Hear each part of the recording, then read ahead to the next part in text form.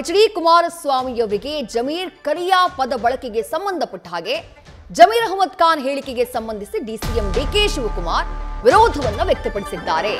ನಾನು ಆ ಹೇಳಿಕೆಯನ್ನ ಒಪ್ಪೋದಿಲ್ಲ, ಅದನ್ನ ಖಂಡಿಸ್ತೀನಿ ಅಂತ ಡಿಸಿಎಂ ಡಿಕೆ ಶಿವಕುಮಾರ್ ಹೇಳಿದ್ದಾರೆ.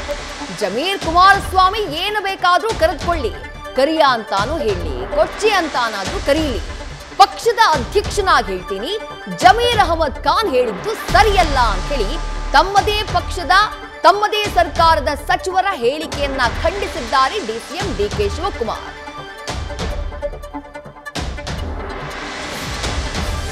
ಗ್ಯಾರಂಟಿನ ಎಲ್ಲ ನಿಮ್ ರಿಲೇಟಿವ್ಗೆಲ್ಲ ಮಾತಾಡ್ಕೊಳ್ಳಿ ಅಂತ ಹೇಳಿದೀವಿ, ಫೋನ್ ಮಾಡಿ. ಇಲ್ಲ ನಾವೇ ಬರ್ತೀವಿ, ನಿಮ್ಗೆ ಬಸ್ ಮಾಡ್ಕೊಡ್ತೀವಿ, ಫ್ಲೈಟ್ ಮಾಡ್ಕೊಡ್ತೀವಿ, ಲೀಡರ್ಗಳು ಬಂದ್ರೆ, ಚೀಫ್ ಮಿನಿಸ್ಟರ್ಗಳು ಬಂದ್ರೆ ಸ್ಪೆಷಲ್ ಫ್ಲೈಟ್ ಮಾಡ್ಕೊಡ್ತೀವಿ, ಡೆಪ್ಟಿ ಸಿಎಂ ಮಿನಿಸ್ಟರ್ಗಳು ಬಂದ್ರೆ.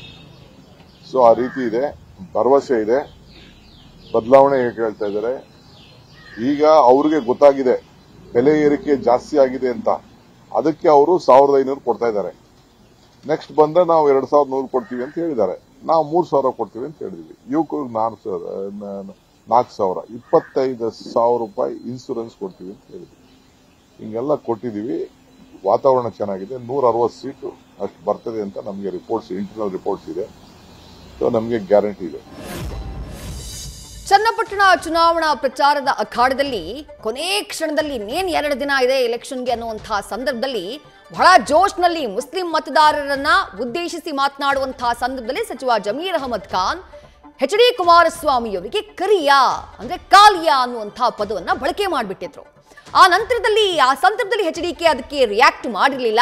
ಬಟ್ ಚುನಾವಣೆ ಎಲ್ಲ ಮುಗಿದ ಮೇಲೆ ಸಿಪಿ ಯೋಗೇಶ್ವರ್ ಮಾತನಾಡುವಂತಹ ಸಂದರ್ಭದಲ್ಲಿ ಜಮೀರ್ ಅಹಮದ್ ಖಾನ್ ಅವರ ಹೇಳಿಕೆಯಿಂದ ಕೊನೆ ಕ್ಷಣದಲ್ಲಿ ನನಗೆ ನಷ್ಟ ಉಂಟಾಗಿರುವ ಸಾಧ್ಯತೆ ಇದೆ ಅನ್ನುವಂತಹ ಮಾತನ್ನ ಹೇಳಿದ್ರು. ಈಗ ಎಲ್ಲ ಚರ್ಚೆಗಳೆಲ್ಲ ಆದ ಮೇಲೆ ಡಿಸಿಎಂ ಡಿಕೆ ಶಿವಕುಮಾರ್ ಈ ವಿಚಾರವಾಗಿ ಪ್ರತಿಕ್ರಿಯಿಸಿದ್ದಾರೆ.